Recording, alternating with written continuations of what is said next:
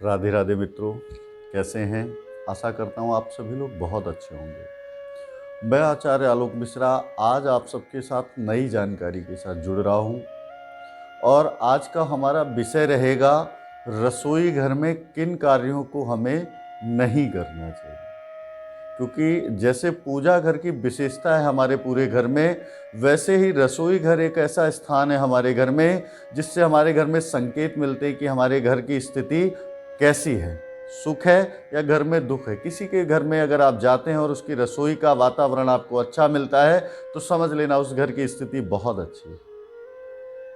तो आज हम बात जो कर रहे हैं उसमें सबसे पहला काम क्या है, हमें क्या नहीं करना चाहिए, खासकर माताओं को क्या नहीं करना चाहिए रसोई में खड़े होके। सबसे पहला काम है कि जैसे हम क्या करते हैं कि सुबह ही उठे बिना नहाए धोए ही हम रसोई में चले गए, तो ऐसा बिल्कुल भी ना करें, क्योंकि अन्नपूर्णा माँ की कृपा ऐसे आपको प्रदान नहीं होती है। खास तौर पे जब आप फ्रेश होके आए हों उस समय तो बिल्कुल भी ना जाएं।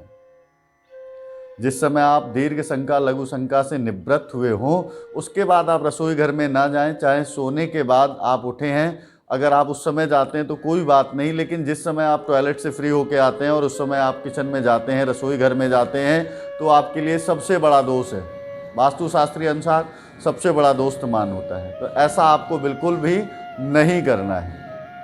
दूसरे नंबर पे आपको नहीं करना है कि जो जूते चप्पल आपने पैरों में पहने हुए हैं वही जूते चप्पल पूरे घर में घूमते हैं और उन्हीं जूतों चप्पलों के साथ आप रसोई घर में चले जाते हैं। तो इस स्थिति में माँ अन्नपूर्णा की कृपा भी आपको नहीं प्राप्त होती है, क्योंकि माँ अन्नपूर्णा की मर्यादा को सम्मान प्राप्त नहीं होता है। अगर आप जूते चप्पल लेके रसोई घर में जाते हैं, आपने अगर हमारे पूर्वजों को देखा होगा या सुना होगा, सभी के घर में बड़े बुजुर्गों ने कहा होगा कि पहले रसोई में ऐसा होता था, क्योंकि रसोई माँ अन्नपूर्णा की बहुत बड़ी मर्यादा है, इसलिए जूते चप्पल लेकर भी रसोई घर में नहीं जाना चाहिए।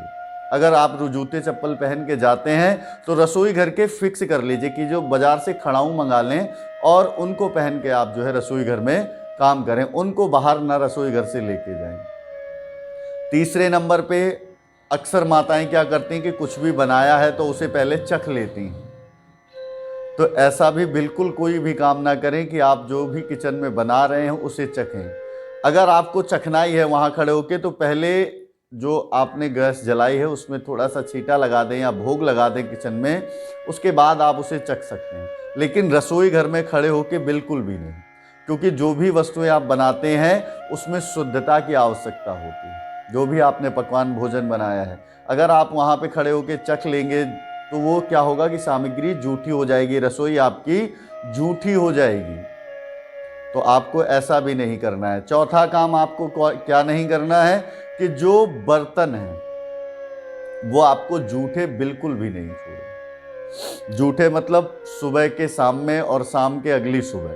सुबह के शाम तो चल सकते हैं, लेकिन रात के बर्तन अगर आप अगली सुबह धोते हैं तो ये समझ लेना आप धनहीन श्रीहीन हो जाएंगे, आपके घर में दरिद्रता का वास हो जाएगा। इसलिए आप ऐसा काम भी बिल्कुल भी ना करें। आप शाम के बर्तन तो जरूर शाम को धो लें।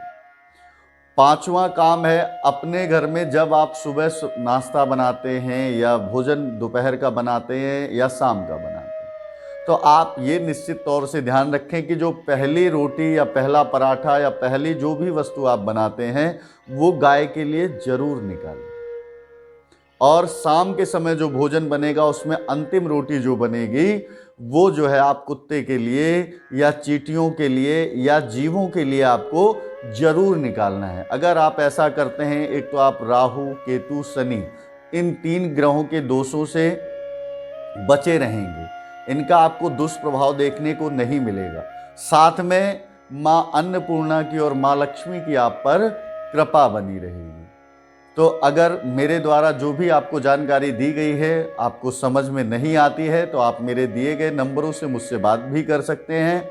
और आप हमारे चैनल को सब्सक्राइब जरूर करें। अगर आपने अब तक इस चैनल को सब्सक्राइब नहीं किया है तो प्लीज़ आप ज़रूर करें, क्योंकि अच्छी अच्छी वीडियो आपसे छूट जाएंगी अगर आप चैनल को सब्सक्राइब नहीं करेंगे। दूसरा, वीडियो को शेयर और लाइक जरूर करें। आप सभी को राधे राधे।